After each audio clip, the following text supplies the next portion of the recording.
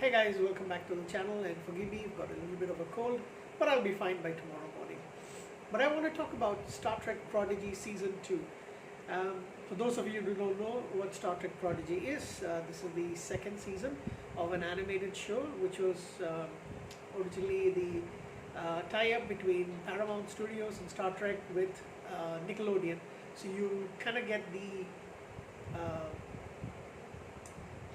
animation styles of shows that are seen on Nickelodeon, and initially it was meant to be that's what the first season was actually planning to be, try to get a younger audience into Star Trek.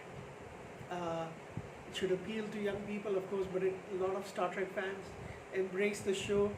This season, however, it is not for kids. It is really intense. There's a lot of action and a lot of science fiction in this stuff.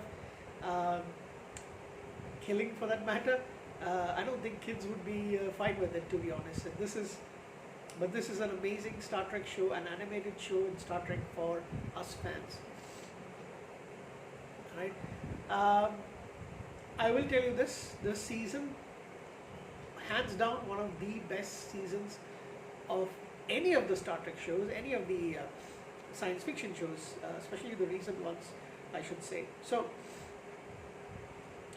this is set roughly a year after the events of the first season, and they're all cadets and trying to pick up different divisions of Starfleet and trying to learn stuff. So you have the returning characters.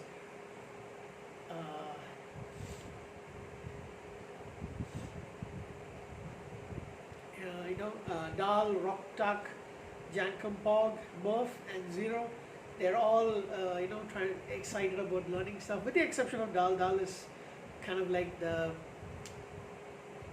he doesn't really like structure, the formalities and all those kind of things so much. And of course, the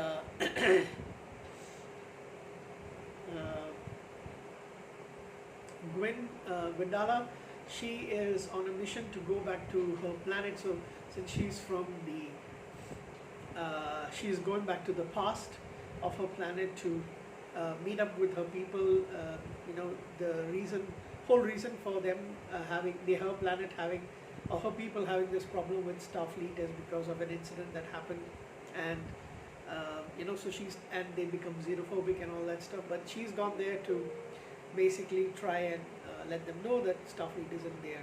Anyway, there's a lot of time travel things happening in here, different dimensions and all those things. If you're okay with it, I am not.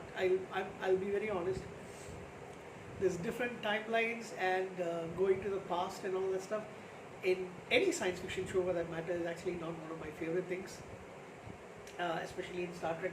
I always feel like these guys have done it really well, I will admit that, but to be honest, it's not my cup of tea. I don't really like time travel stuff, especially when things in the past have to affect things in the future, and then things in the future and all that stuff, it really gets on my nerves.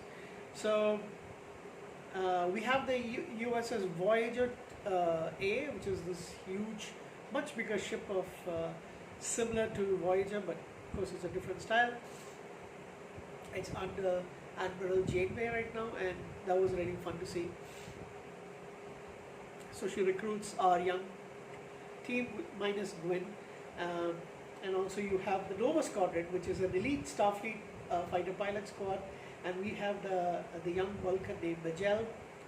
Shout out to Majel Roddenberry, the first lady of Star Trek, of course, Majel Barrett.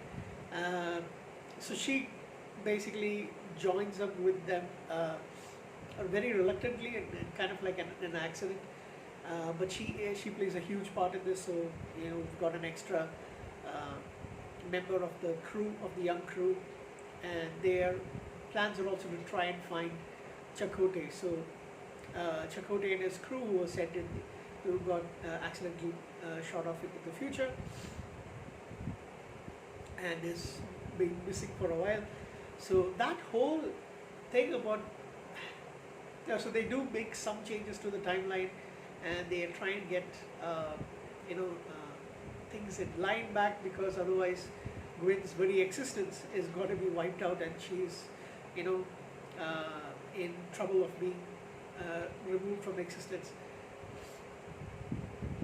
And like I said, it's kind of reminds me of Back to the Future, the first one especially. And but yeah, the whole plot about Chakotay, being alone on a planet for 10 years. I mean, initially he had his first officer with him, the Rick, something like that. But he is lost and presumed to be dead, and of course we find out that yes, he died. But then he's been alone for a long time, with only hologram Janeway as his only companion. Fantastic. Will Wheaton returns as Wesley Crusher. That was amazing to see him as his role as the traveler, joining up forces with these guys, helping them along the way. Really, really amazing. You have John Noble returning as a younger version of his character, the Diviner. Very, very convincingly voiced, of course. So yeah, let's talk about the cast members. Brett Gray, Ella Purnell, Jason Mantzoukas plays Hogg, Angus Imrie, Riley Al-Zakari, Dee Dee Bradley Baker. They're from the original crew of the youngsters. Jimmy Jimson, John Noble, Robert Beltran, and Robert Picard returning as the Doctor. Fantastic. I absolutely love the way they brought him into the show. Jamila Jamil, I believe she's the one who voices. I'll have to have a quick check. Not sure if she's the one who actually voices Majel. No, she voices Essentia, the villainess of this entire show.